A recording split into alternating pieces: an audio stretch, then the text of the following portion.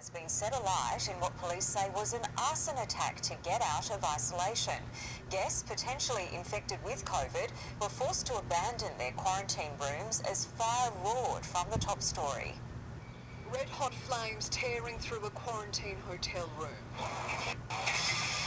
Oh, we need to get out of here. A shock wake-up call at 7 a.m. for 163 guests isolating inside the Pacific Hotel in Cairns.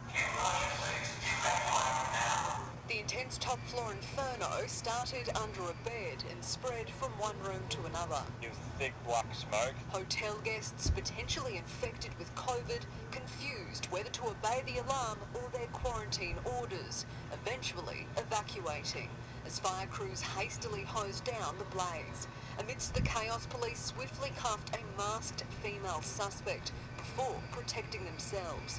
Everyone was safe, only one patient was taken to hospital for respiratory issues. I heard the alarms going off that said, please evacuate, make sure you grab your mask. Miranda Barzak had only 2 hours left of her 14-day stay when the mayhem ignited. I yelled out in the middle of the hallway, come on everyone, we've got to go.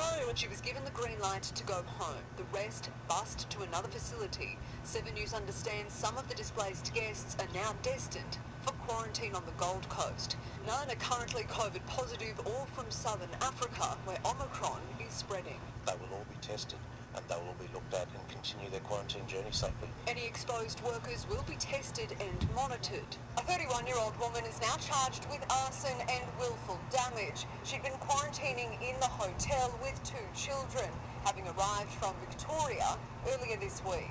We did have some issues with that female occupant that we were managing. The hotel turned crime scene. Rooms are destroyed and several floors rendered unusable.